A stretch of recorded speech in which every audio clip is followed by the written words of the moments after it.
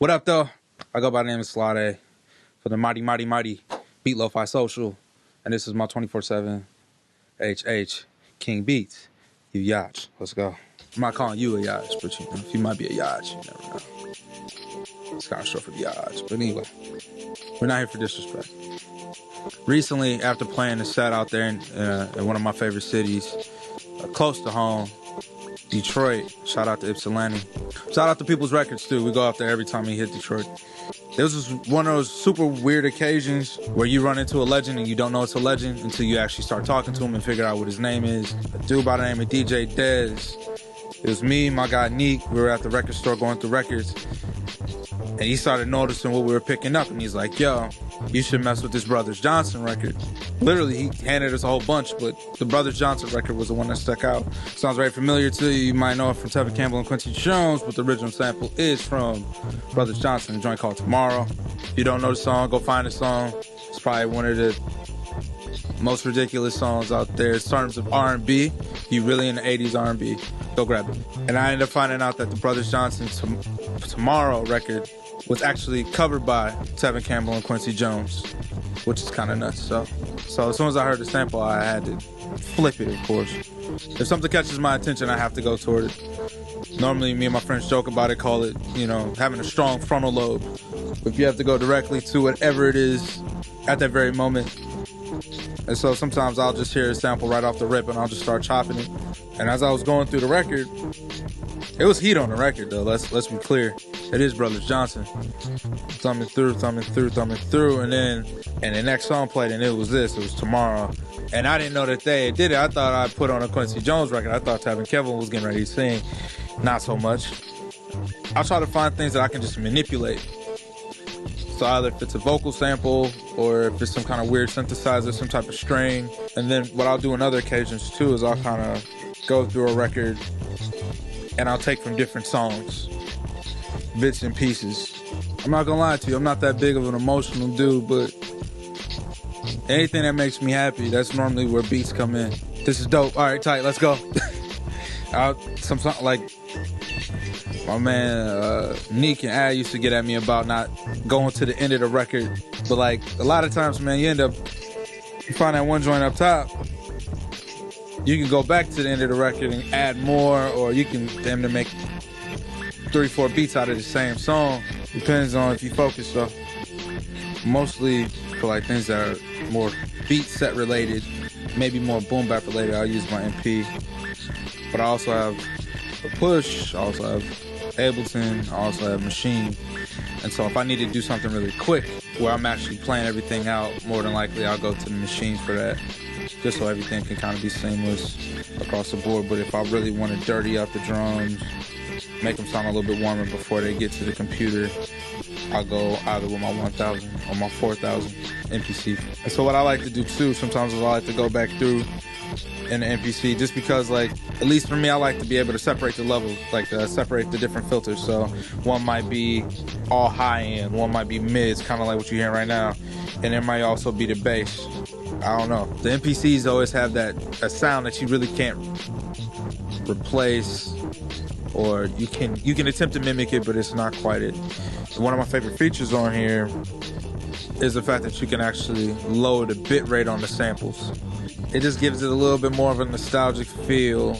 It makes it a little bit more lo-fi, and it warms it up a little bit. A lot of times when I'm looping, I really hate trying to find a tempo or getting stuck to a tempo of a sample and having to pitch it down. So what I like to do is I like to break everything into quarter notes. I end up doing it essentially in 3 layers. One, I was kind of more of the bass. One, I was more of the mid. And then I got like a super high pitchy sample. So the low sounds like, or the mid sounds like. And if I wanted to, I could speed that up.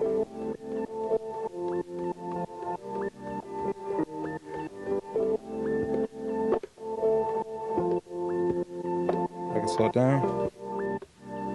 Sounds trash slow though. So we're gonna speed it back up.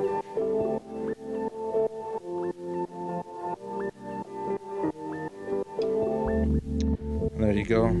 Got the bass there. Again, just following that same pattern. And if you hear, the high is filtered out, so that almost kind of like the whole Pete Rock thing, the low wind theory.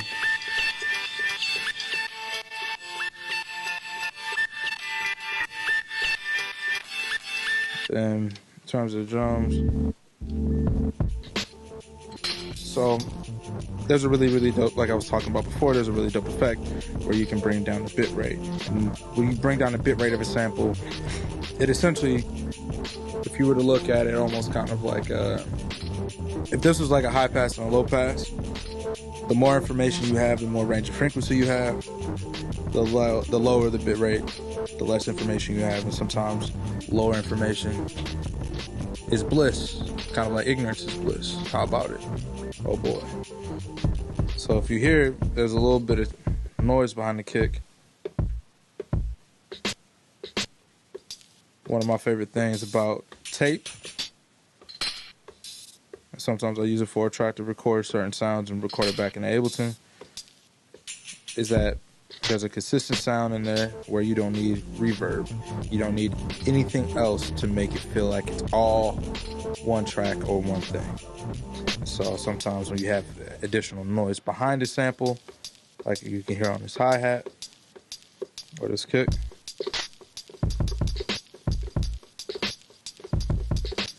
that tail keeps everything together.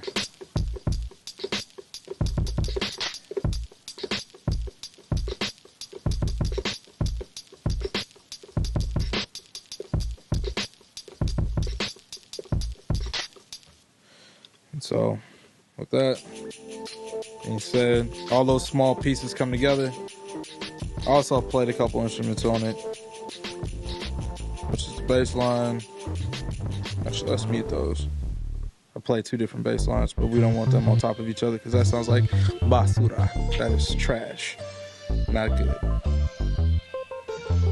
So, and that's just to add extra ambiance and vibe. Almost gives it like a chorusy vibe or something.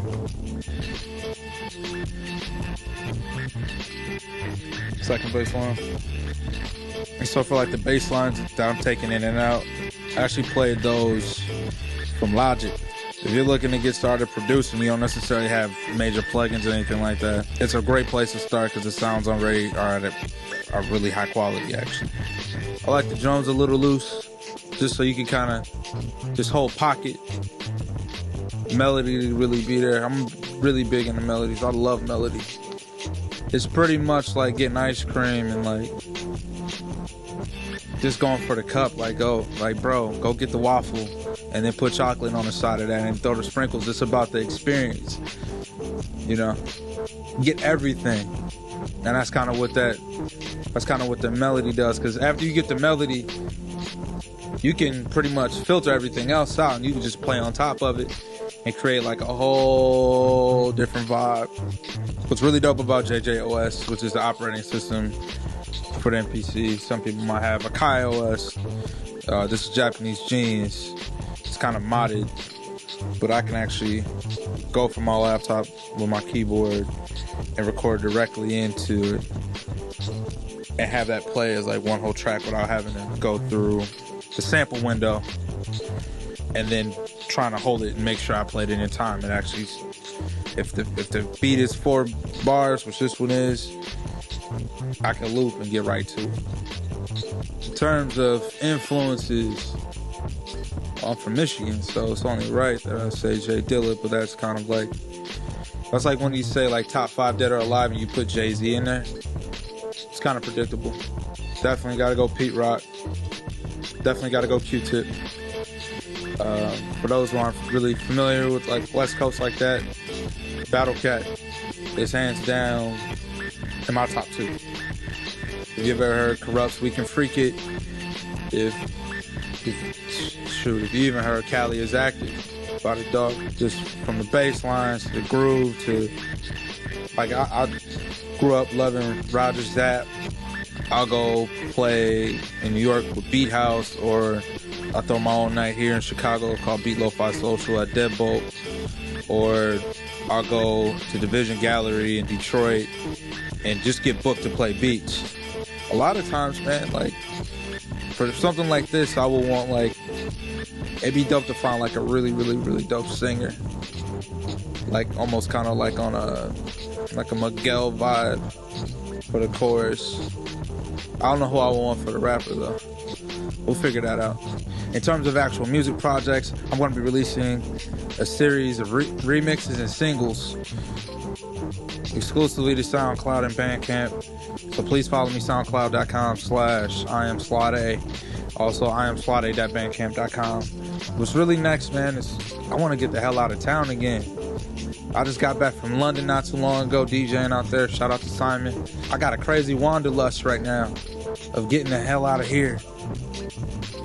By here, I mean just America in general. So that's really the next goal for me, man, is to get across that pond. I definitely want to make it to the rest of Europe, but I really want to make it to Africa, man. So we'll see, see how we can make that happen, God willing. God bless you. Good night.